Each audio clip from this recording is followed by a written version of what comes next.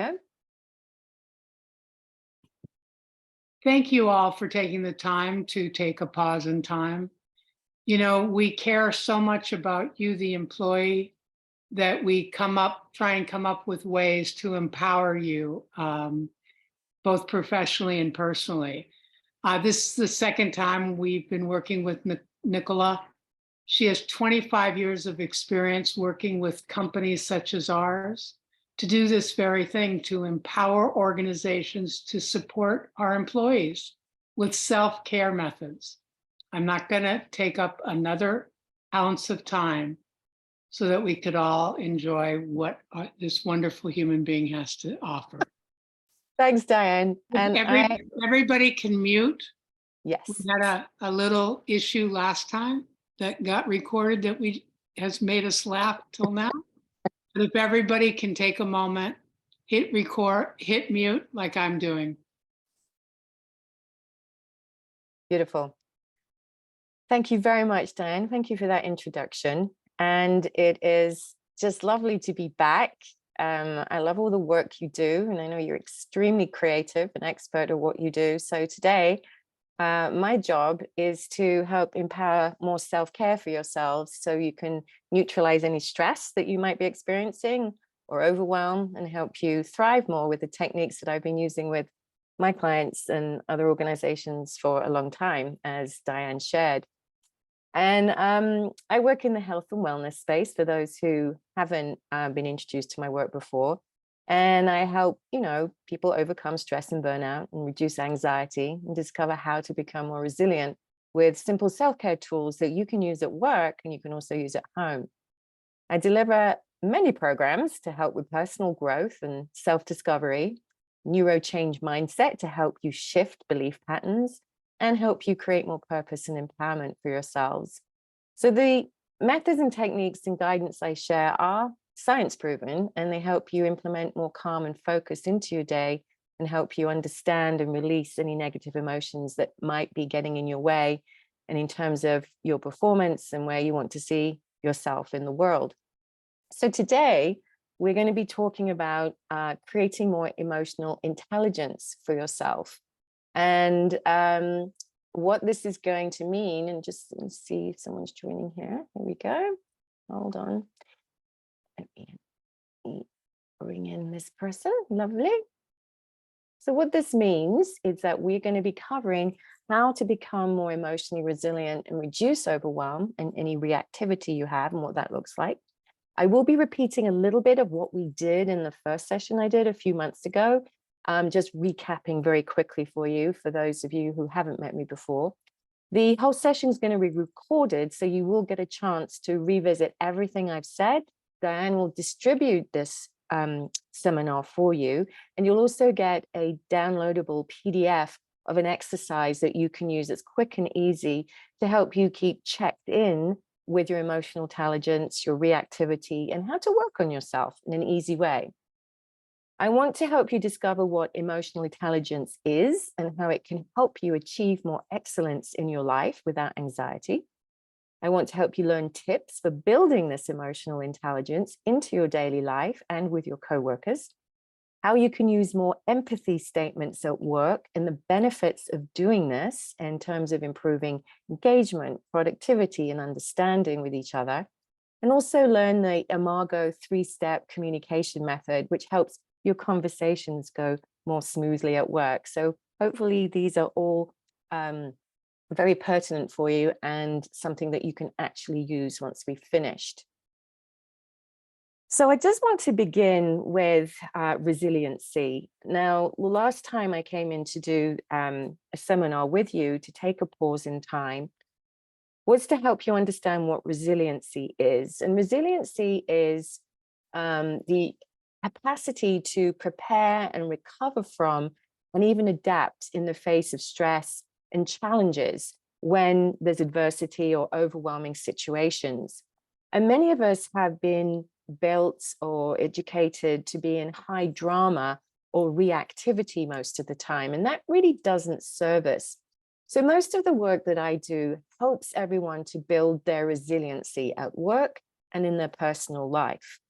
And the greater your resiliency is, the more energy that you have to share with others, you're more available. And it also helps you to stay more clear and optimize your performance, your personal performance and performance at work.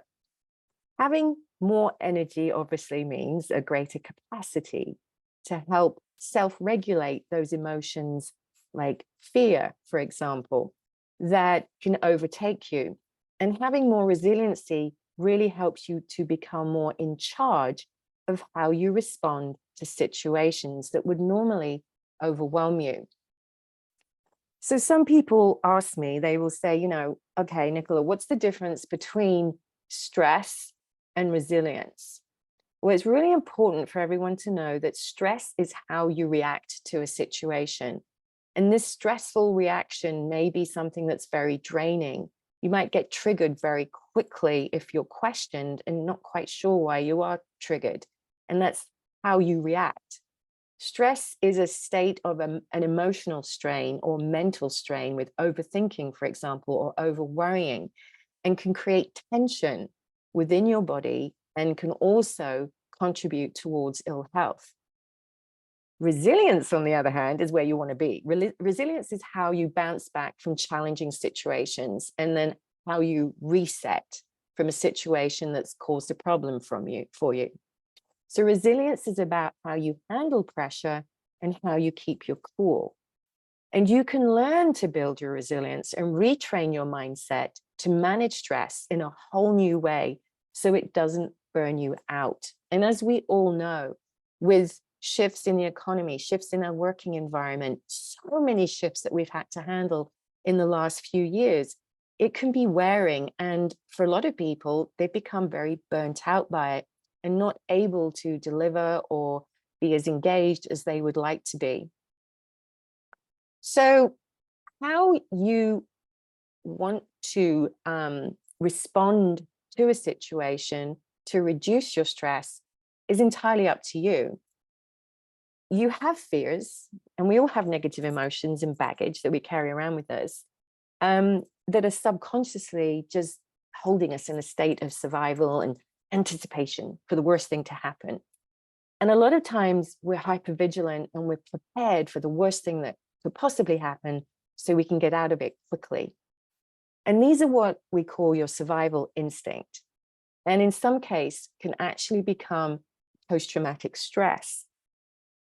And post-traumatic stress can be very damaging for us. It can put us into this state of hypervigilance where we never get a chance to reset.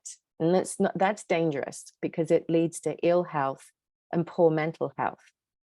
Now, the good news is, whether we've got negative emotions or not, and I guarantee that all of you have, myself included, still working on them. The good news is that despite those negative emotions, you can respond, you can choose how you want to respond to any situation at any given time of the day.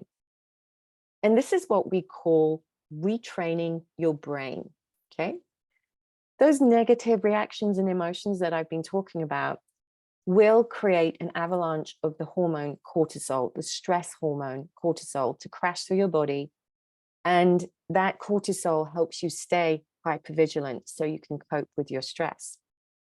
But as you stay in that heightened state, that cortisol starts creating inflammation in your body, creates poor health, tiredness, not feeling great. When you practice a renewing positive emotion, like appreciation or gratefulness, you might not feel like practicing that emotion, but if you can try and step into a window of it for a moment, your brain releases DHEA, which is a hormone that helps to renew and rejuvenate and calm you. This hormone is what helps create clearer communication and a clearer mind, more positivity and rejuvenation. So one of the resilience methods, and this is the one I want to recap on, that we did in the first Pause in Time session, is called the Quick Coherence Method. And we're going to do this now together. It was designed by the HeartMath Institute and has a lot of science behind it. And you can Google HeartMath, it's in the notes at the end of this presentation, but it's the heartmathinstitute.org.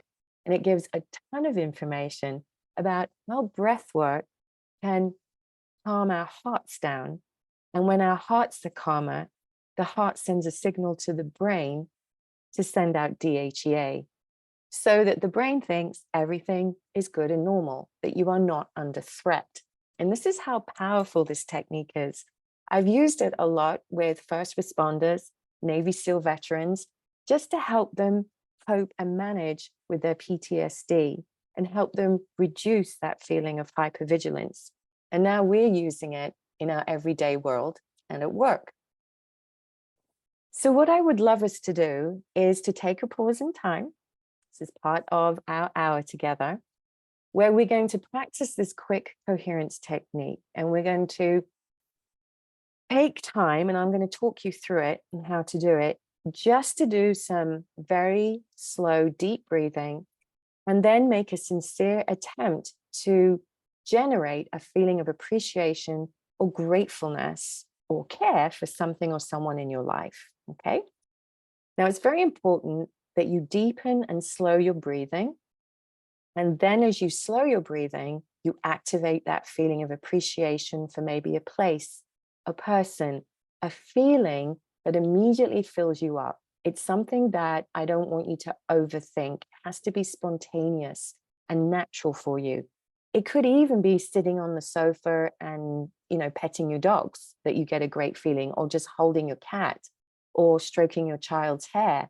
It could be anything. It could be the wind in your hair when you're on the beach, something that really stands out for you that you're grateful for. And that's when this technique really comes into its own. It's not just about the breath work, it's about that appreciation at the same time that makes the difference. This technique is great for helping you reset. So if you've had a busy morning, this is going to be a great way of resetting. If you're about to go into difficult meetings today or presentations, this is the technique you want to use to help you become more resilient, less triggered, and to build your capacity so that you're able to listen clearer, and you're able then to participate in this meeting and engage and listen more clearly and be able to come up with even better creative ideas than you already do. Okay, so let's do this together. You can close your eyes if you wish. I would suggest you can do it either way, because this is not meditation. It's a form of self-regulation. So get yourself comfortable, get yourself seated in the chair. And what I want you to do is to begin by focusing your attention on the area of your heart, the center of your chest.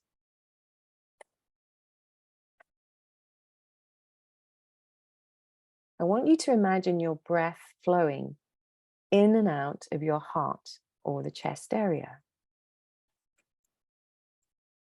And I want you to begin by inhaling for 5 to 6 seconds. So breathing in, 2, 3, 4, 5, 6. And then exhaling for 6, 2, 3, 4, 5, 6. If that's too much for you, you can make it shorter. So inhale for as much as you can, 2, 3, 4, 5. And exhale, 2, 3, 4, 5. Keep putting your attention on your heart. And if you need to, put your left hand over your heart center as you breathe deeply. And just take a few moments to do this.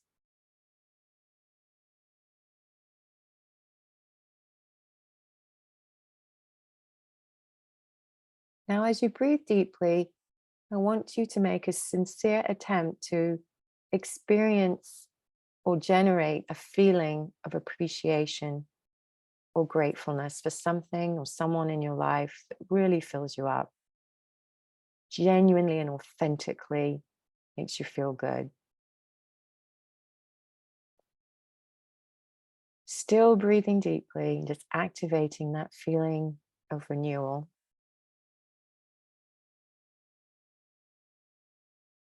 Calming your heart rate, which calms your blood pressure. Sending that renewing feeling, that signal to the brain that everything's good. The brain can calm down. It doesn't need to be in control.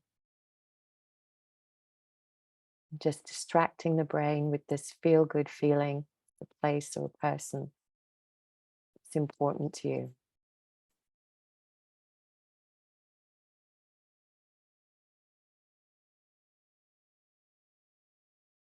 Keep focused on that feeling.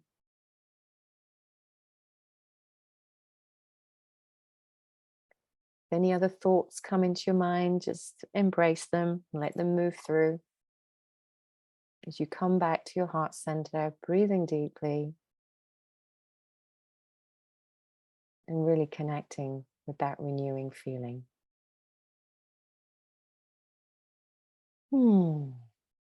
It's better. Okay. Now, this is something you can do all the time. You can do it even when you're talking. I'm doing it right now while I'm talking, which has become quite an art, but it's possible.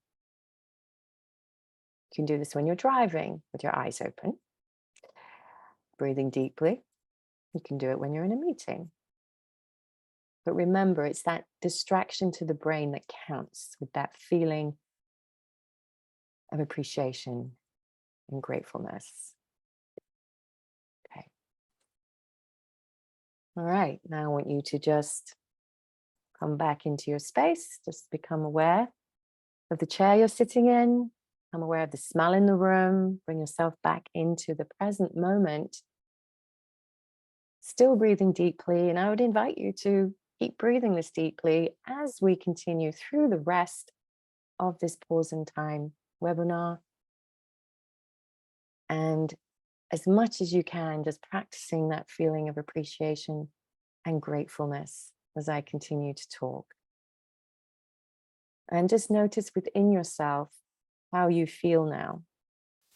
Some people might comment that it's difficult to breathe deeply for them. They're not used to breathing that deeply. Some people say it's hard to step into feeling appreciative or grateful when perhaps you've had a difficult morning. And yeah, it takes some time. Make yourself a reminder on your desk, create a note to remind yourself, or on your cell phone. There'll be a little alarm that goes off, says breathe, you know. The wonderful thing about this is there is an app that goes with this to help you breathe deeply, but you don't need tech. You can do this anywhere. And it's totally reliant on you to help yourself self-regulate. So you're implementing this self-care method without relying on, you know, the need for tech or apps when sometimes you don't have them available. Okay. Well, I hope you enjoyed that moment. As you can see, just a few moments makes a big difference in your well-being and how you feel. And you use this technique, as I said, to reset from a difficult situation. What used to take, you know, first responders 3 days to come down from or reset from in terms of trauma and critical care, maybe just takes them an hour now with this technique, or even less. And that's how powerful this can be in terms of resetting your heart rate and getting your brain to release that DHEA. Okay, now moving into managing your emotions. We've just looked at the quick coherence technique from the HeartMath Institute. And now what I want to add is looking at building more emotional intelligence for yourselves at work and at home. And what this means, and coming from a place of compassion and empathy. We've all got these traits. We just forget to use them because we get so caught up in life and stress. So I just want to use this as a reminder time of what the benefits are and how to use this. So emotional intelligence, building your emotional intelligence means building your ability to manage your feelings more effectively, express yourself more appropriately, and work smoothly with everyone else towards a common goal. Now, building emotional intelligence is building excellence for yourself. It's the element that really matters the most when we are looking at excellence in the workplace, meeting deadlines, being productive. And it's also what matters most in the effectiveness of your relationships with your coworkers and also in your personal relationships. Now, emotional intelligence has been around. It's been a buzzword in leadership training for about 25 years. And So it's nothing new, but what it is, and just to simplify it, it's about making those emotionally correct choices from your brain, from the frontal lobe of your brain, rather than that reactive, triggered emotional response from the amygdala, which is in the center of your brain. And that amygdala is what is responsible for your flight, fight, or freeze reactions, which can lead us to say things that we later regret. And I'm sure many of you out there, and I have myself, have thrown out, vomited words out of our mouths, sometimes from a very triggered place, only to later regret, why didn't I take a breath, a pause, before I just downloaded all my emotions and feelings here? And now everyone knows what's going on in my head, and I didn't take a moment, and I've actually created now a situation that needs a cleanup. Okay. And also a cleanup in terms of myself and why I did this in the first place. So that emotional intelligence is retraining and getting you to come from and operate from that frontal lobe of the brain. So when we're not making emotional choices, this is what we're like. We're very reactive. We express ourselves inappropriately by interrupting in a meeting or by judging others. We can be gossipy too. We could try to manipulate situations. We can overtalk others who are trying to put a point forward. And we're constantly picking out or complaining or blaming everyone else. And we're not owning our own mistakes. And what this is showing is that we're coming from a deep insecurity about ourselves, a place of fear, basically. So emotional intelligence, your personal emotional intelligence, has a ripple effect in the workplace as a whole. You're all individuals, but of course you come together collectively to create.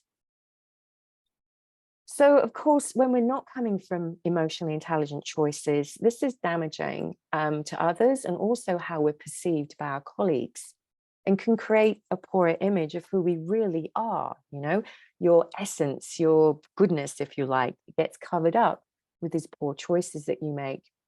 So your lack or abundance of, it depends, because you might be very emotionally intelligent, will have a ripple effect on your relationships and teamwork.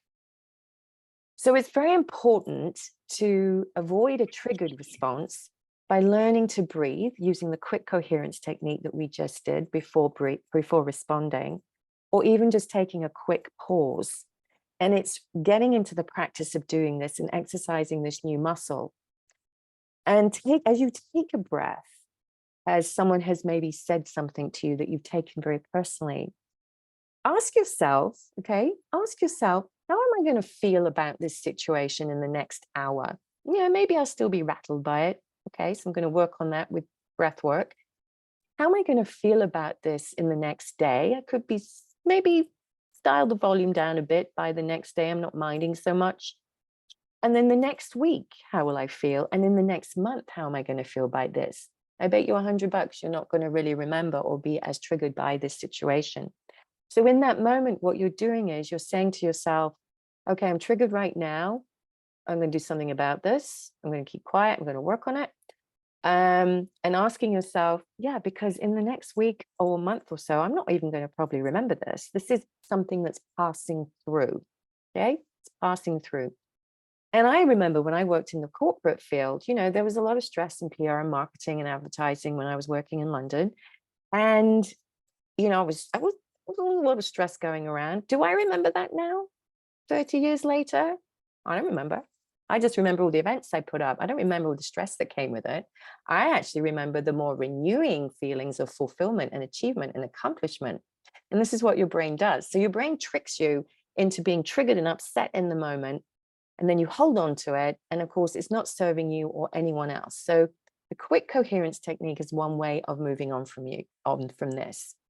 And it gives you the chance to look into the future and the impact of how that emotion will affect you, so you can rewire that feeling. And as you're doing this, you're beginning to learn to identify the way you are feeling in a more clear way without judgment. And some of these triggers that you're feeling, you'll see this person here covered with sticky notes, post-it notes. The draining emotions will be anger, anxiety, abandonment, frustration, resentment. Some of these are the subconscious emotions that you're feeling and why you've got triggered in the first place. Overwhelm, worry, rejection, like you're working on a project together and suddenly you're not included and you're worried that they don't respect your input as much, or you're feeling rejected by that, and that's going to create a trigger for you.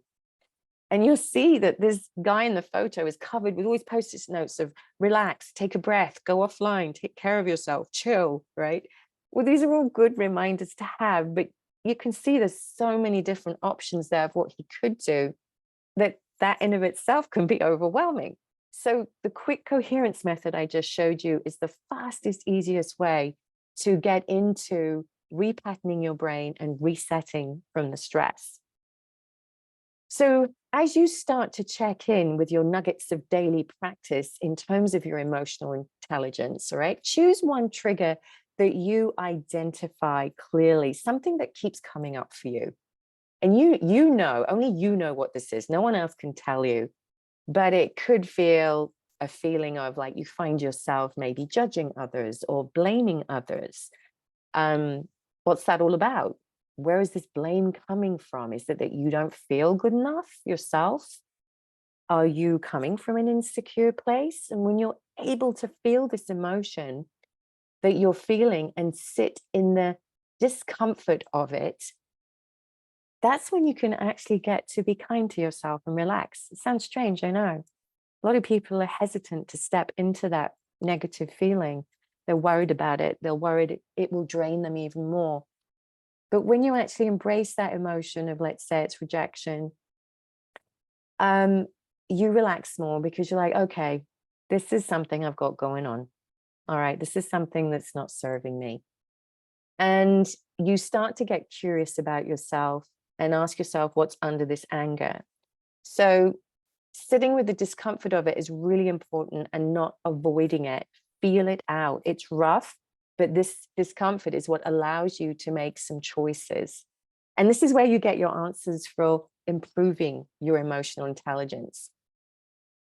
So under the anger might be sadness, okay? So how you're being triggered. And this sadness might come from the past when you've been ignored by your father, mother, or siblings over a period of time, or you felt ignored. And this memory can come out in that rageful state of action. So you become angry. So it's something from the past that's got triggered and it's just come into this present time. So what do you do about this? I want you to come into your adult state, right? Remind yourself that you're an adult. And I know this is not condescending or patronizing, but we do shift back into that childhood state of hurt and childhood wounds. So ask yourself, all right, I'm feeling sad right now. I'm feeling rejected about this project. How do I want to move forward with this? Where's my adult self? Where's Nicola's adult self to start moving forward with this? And so you might feel excluded. This might be an example of feeling excluded with this particular project. Take your adult self, be kind to the younger part of you, all right? Don't beat yourself up about this. Observe that feeling of feeling excluded and be kind to yourself. It's like self-care, self-soothing. I know you feel excluded right now. How do you want to move forward with this? Do you need to say something? Do you need to do some breath work so you can reset and then move forward with this? Do you want to go and see a therapist about this? How do you want to empower yourself about the way you react? So sitting with this motion that's just been unleashed doesn't mean you're a terrible person. We've all got this. This means that there's a part of you that wants to be healed. And sitting with the discomfort of it, rather than brushing it away, brushing it under the carpet like we all do, it's like, okay, I'll deal with that tomorrow. I haven't got time right now. If you can sit with it, leads you to discovering more about yourself and how you want to build your emotional intelligence. And it also helps you make the connection of what is really going on here and gives you more empowerment and also self-compassion. And self-compassion, your voice of self-compassion is so important at this time, especially with so many changes going on at work. And you've probably had so many experiences in the past that are difficult, that haven't disappeared, that are leading to trauma and grief, for example, grief especially. And you want to dial the volume down on them. And to do so, you have to be aware, but you have to be kind to yourself. You have to take yourself in hand as that adult self, and helps you to become more self-evolved, self-aware. Self-compassion contributes to emotional intelligence. And your self-compassion is also then going to help you work with others compassionately. Once you realize that you and everybody else has got baggage, and that you're all sitting in your bubbles of, well, this is my life and I've got all these woes and traumas and it's only me that's experiencing this. Once you understand that everyone else is sitting in their own bubble too, experiencing their world from their own bubble, thinking that everyone else is perfect, but they're not, it's easier for you to connect more compassionately, more understandingly, that if someone's missed a deadline, if someone isn't coming up to par, what's going on? You know, it's quicker to face this and embrace this rather than brush it under the carpet. And using your adult self to take care of your younger traumatized self with self-compassion around whatever wound or negative emotion it is, gives you that sense of control. Like you are in control. You can choose however you want to respond to a situation. It's entirely up to you. So you might decide, you might choose, okay, I'm not feeling great here. So I'm going to set up some healthy boundaries. I'm going to set up some healthy boundaries to protect that specific wound whilst I'm healing and working on it, that feeling of rejection. And so that boundary might look like, well, okay, let's make sure I'm not in a place on my own when this particular coworker picks at me and aggravates me or antagonizes me. I hope that's not happening, but if it was, you would set a boundary for that. You'd make sure you're not in the kitchen together on your own. You would make sure there's a group of people before you go in there, whilst you're dealing with what this emotion is and this negative trigger that you have. So practicing the quick coherence method, the breath work, which we did, helps you to stay in a less triggered place. It's a healthier foundation for your resilience. And you can return back to that situation that triggered you a few days later, and you might witness a reduction in your trigger around it whilst you're using the breath work. Okay, so you might feel that, let's say you got triggered on a Monday and you do your breath work and you do your breath work through till Thursday, revisit how Monday went. And you might be absolutely amazed to find that it's not even bothering you anymore. It's not even a thing. And the other way that you can also process this is verbalizing or writing your emotions to take your unconscious into your conscious mind. And this gives you the keys for mentally handling the challenge. So journaling down what was the issue, what was the problem when you get home from work, rereading it, being present with it, and allowing your adult self to step in and say, this doesn't need to keep happening. What do you want to do to heal this?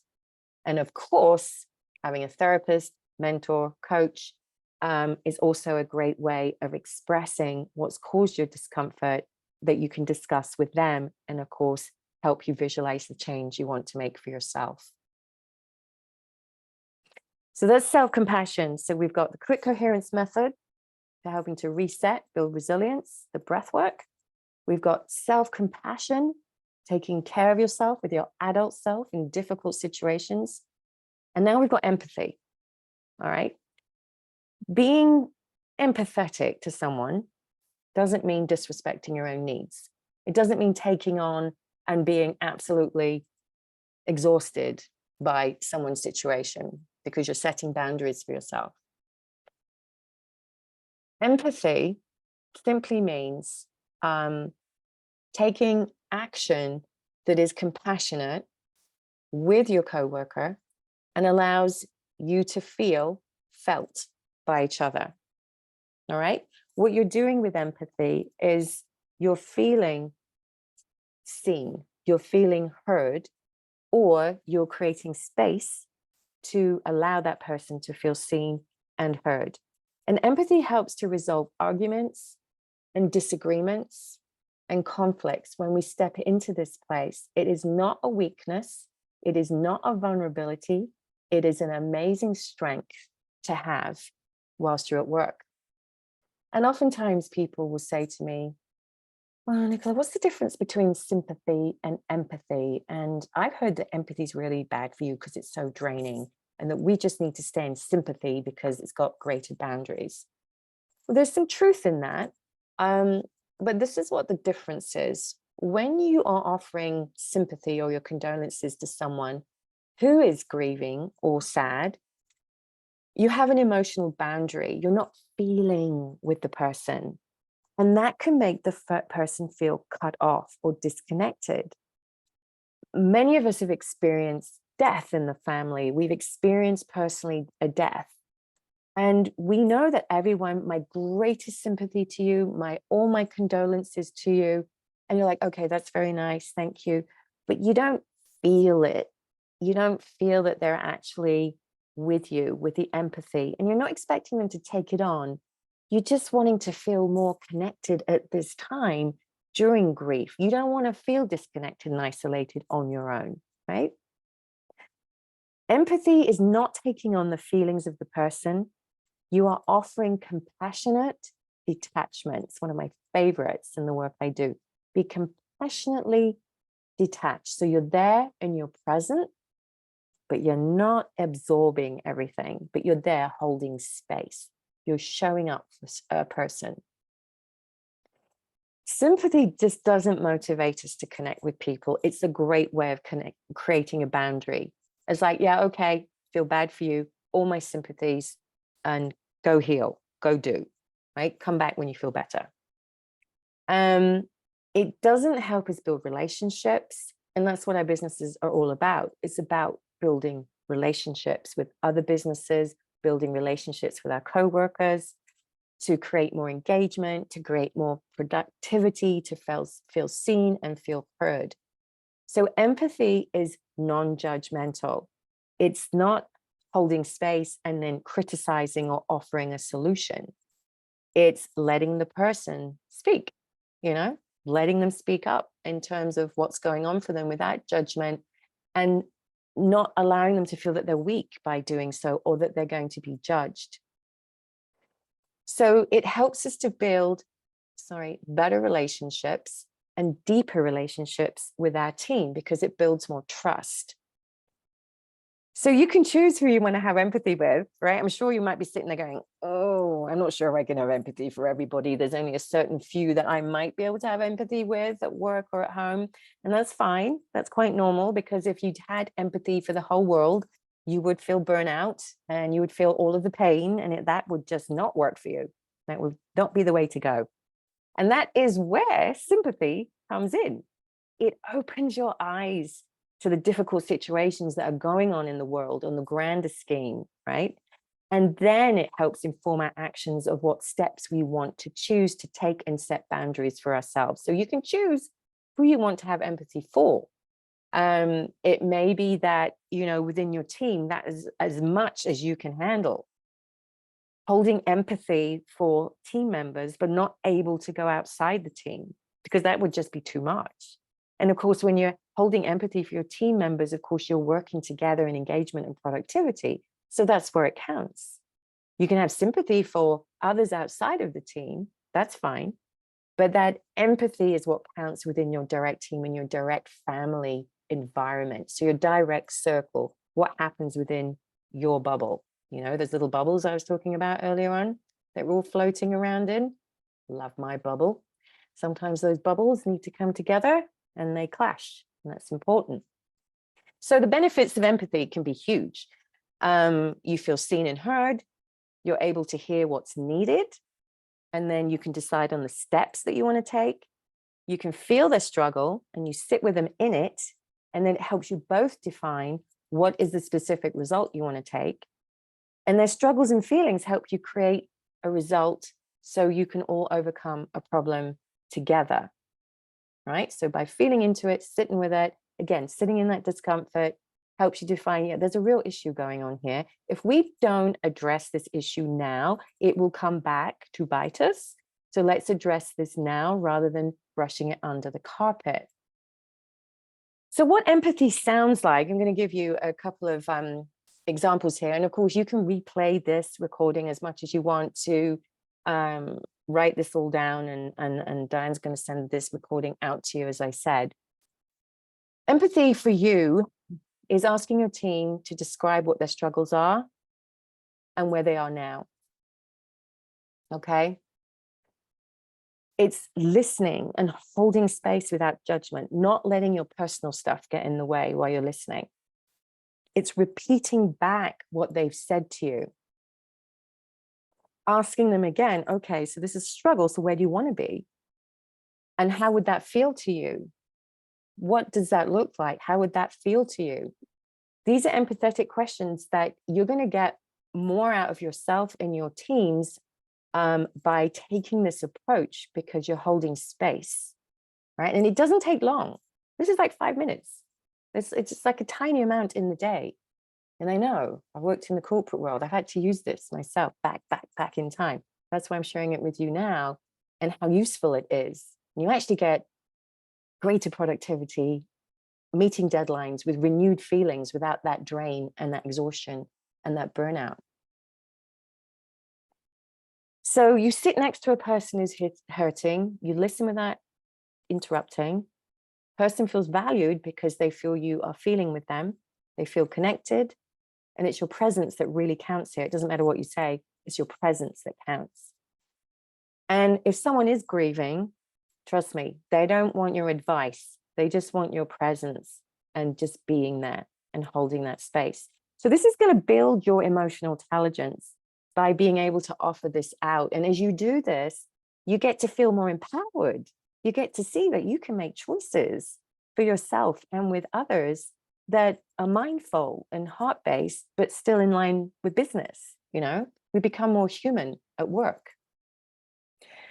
So how to do empathy? You know, people will say to me, I don't know if I'm very empathetic. And I'm like, okay. And there's some people who don't have empathy. That's okay. But try and practice being a good listener. All right. Listening between the lines. I know we're busy. You've got your responsibilities too. And you're like, really? I was just in the middle of this and we got this now.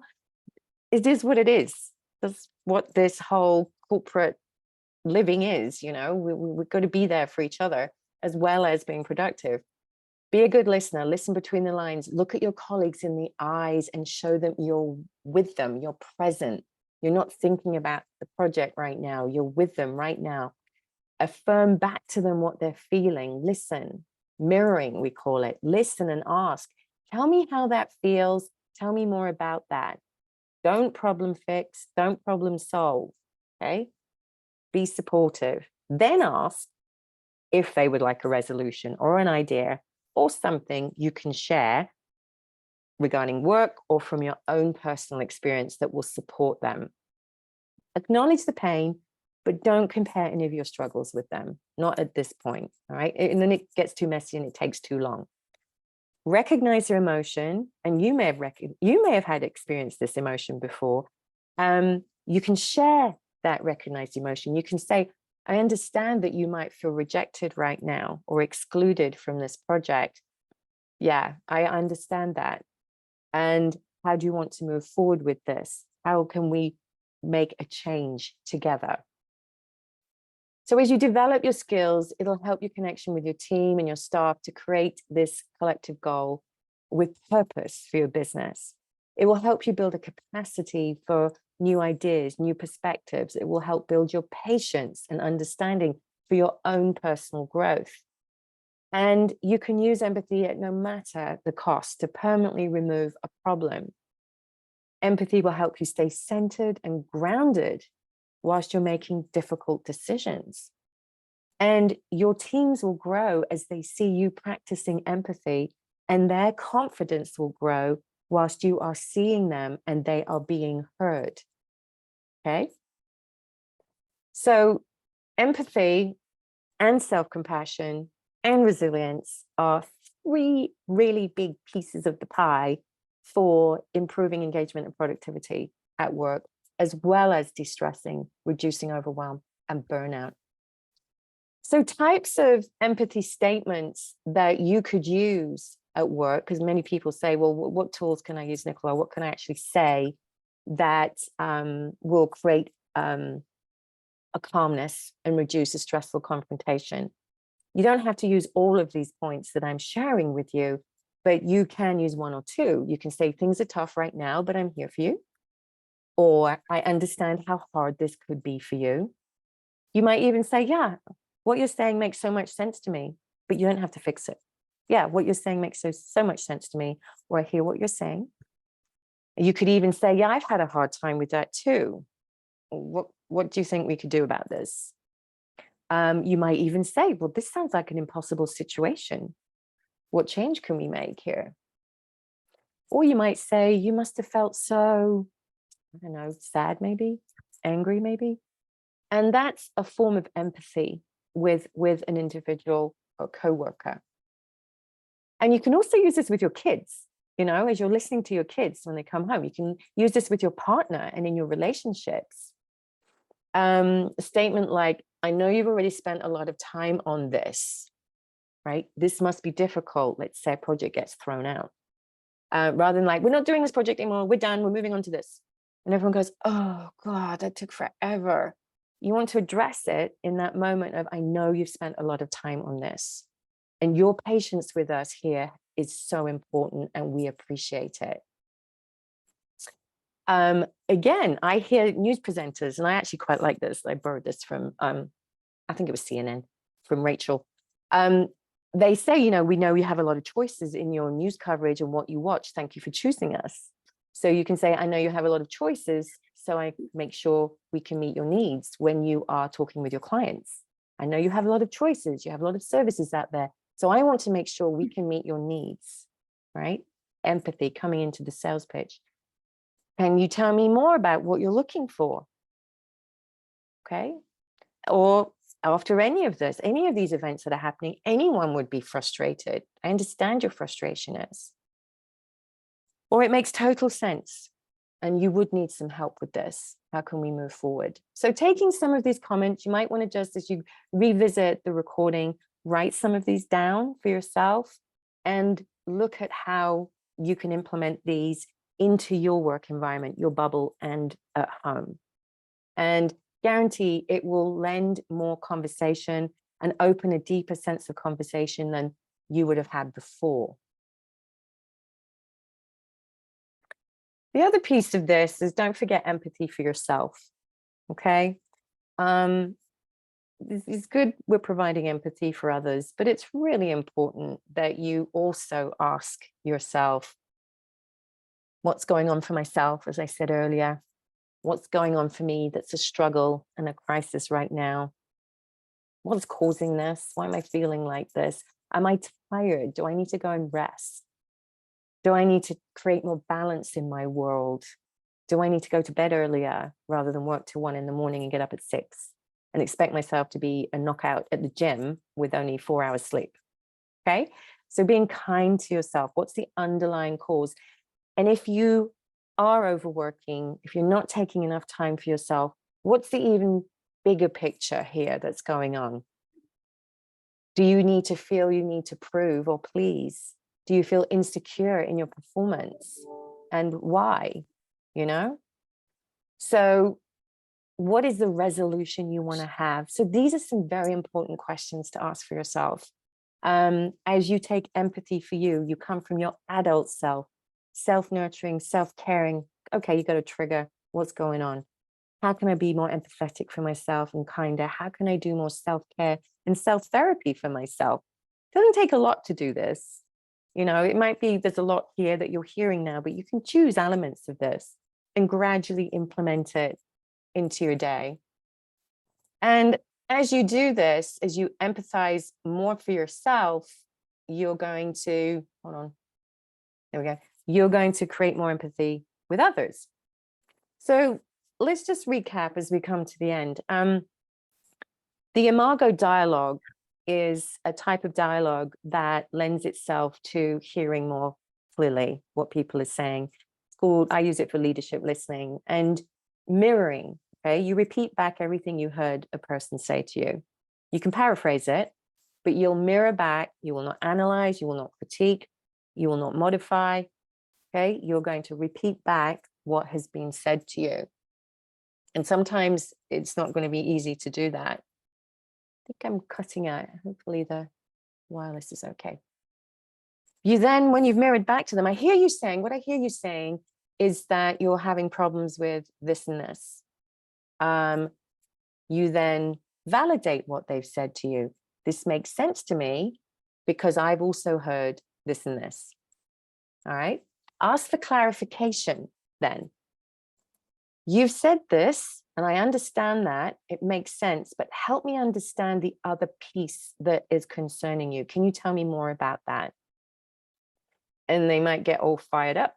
That person might say, well, I've got impossible deadlines. How do you expect me to manage this?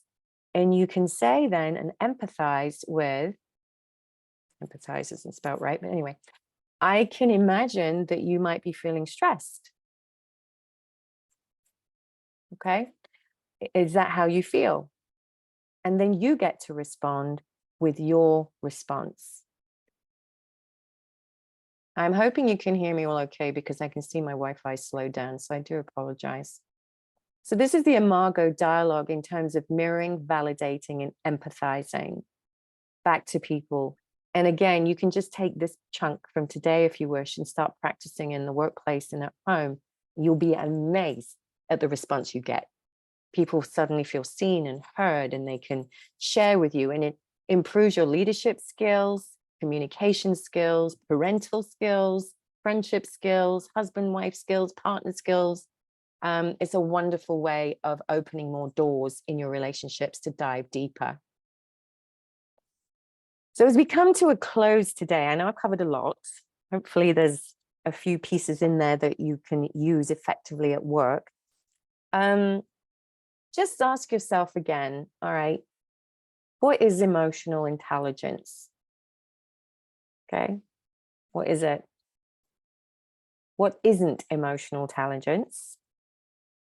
Right, so emotional intelligence is how you express yourself, how you react, all right, and how you choose your words appropriately.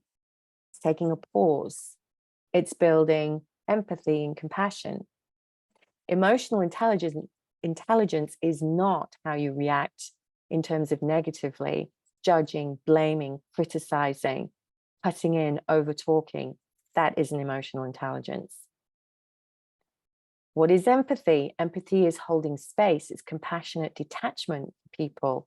It's allowing people to feel seen and heard. And then finally, something to think about. How can you improve your empathy? What is it you want to do to improve your empathy and your emotional intelligence? And Diane will be sending out a handout that you will be able to work through in terms of your own emotional intelligence and areas in which you want to improve. It's just for your use only. No one else gets to see this. It's for you to use. You can copy it, use it at home, use it for yourself, and use it for your own form of self-care. And if you want, you can send them in to me. Send them saltandnicola@gmail.com. Just put at the top Quigley Simpson's answers to empathy in the subject line. All right, and I'll take a peek and I'll get back to you with some guidance or recommendations with any challenges that you might be having. So feel free to send those in. It's personal, confidential, just between you and me, and no one else gets to see those. Okay. All right, so this week's affirmation for you, or this weekend, because we're at Thursday, is I want you to start rewiring your brain to I listen. All right, the importance of listening. Repeat it every day when you're walking, driving, exercising, just to remind yourself that you are the co-creator of your success in your life and that you have choices. You make choices in how you respond to situations in your life, and you create the life that you want to live. Okay, that's it. Thank you so much. Does anyone have any questions for me? Go on, okay. This was incredible, Nicola. Thank you. Incredible. Thank you so much, Nicola. Well, hi, Nicole. I really just enjoyed doing this, and it's just lovely to share with you and be with you. You know, um, I love doing this, so whatever helps. I hope you get something out of it. If it's okay with Diane for you to email me, please don't hesitate to. Amazing. Thank you. Thank Yeah, you. thank you, Nicola. It's I'm very quick to offer sympathetic situations or experiences. And I didn't realize that's actually counter, right? That's not a good listening technique. I Mm-mm. should at that. So that's a really enlightening thing. Thank you very much. Well, it's my pleasure. And Eric, you know, we come from the best place. We come from a good intention. So, you know, it's wonderful that you are and even taking the time to do that. But yeah, you're right. Sometimes we just have to hold back and let them find them themselves. We don't always have to give that solution or be the solution provider. Yeah. That's Good great. point. Thank you. Anyone else have anything they want to share? Okay.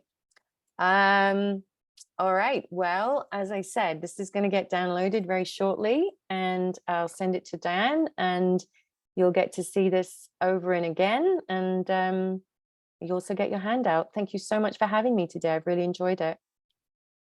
Thank you, thank you, thank you. Thank you. And Thank employees, you so much. because we love you. Thank you. Thank you. Love you too. I'll see you soon.